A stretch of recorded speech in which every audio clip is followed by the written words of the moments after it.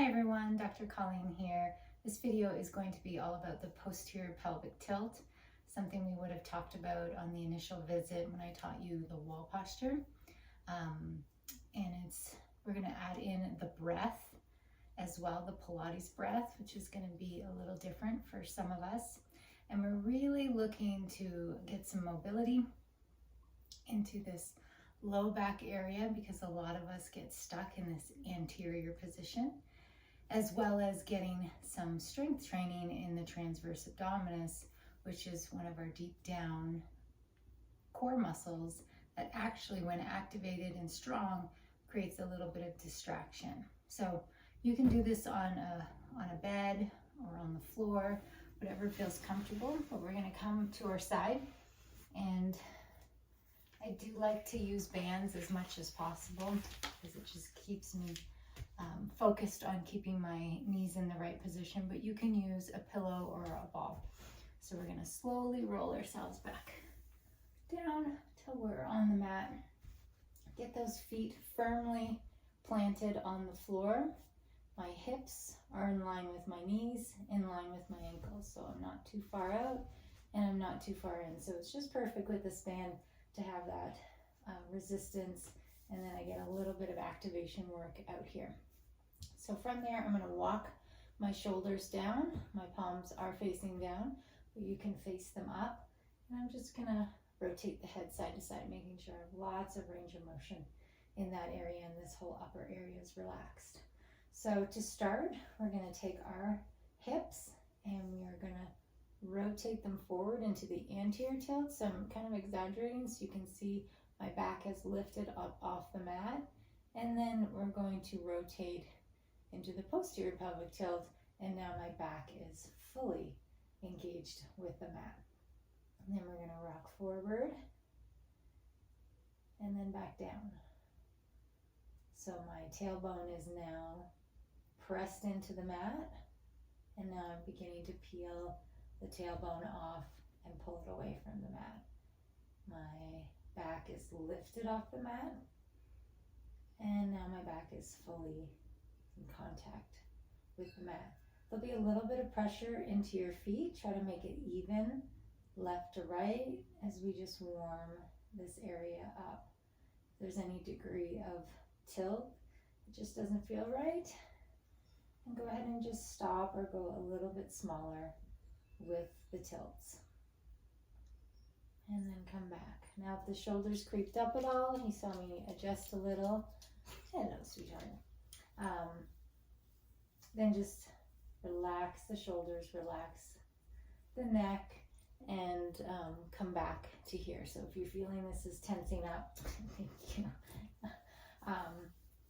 then just relax it and then go back to the workout. Okay. We are going to add the belly breath now. So this might be new for some of you. It is the opposite of what I was trained when I was a personal trainer. And so here we go. So we're going to I'm going to try to put my hands at my side, but she might go after my face again. There we go. So from here, bye pics, we're going to inhale, belly's going to come up. With that, you're naturally going to go into that anterior tilt, and then we're going to exhale, pull that belly in towards the mat or in towards the spine. And then again, inhale, belly up. Exhale, pull it in and press that back into the mat. Again, checking my ankles, knees, and hips. They're all still in line. Inhale, belly up. Exhale, belly in. So this is also how I do a lot of my glute bridges when I'm doing them in the warm-up time. I'm really just bringing in the belly, and then you'd come up for a glute bridge, but we're not going to do that today. We're just going to be doing the breath. And exhale. Now you can do this in a fluid movement, 2 counts. And exhale, 2 counts. And thank you, you just had water, didn't you? And you can also do 2 counts and then exhale, hold for 5 counts, and really get that engagement. and then come back up. So you're bringing everything up and in.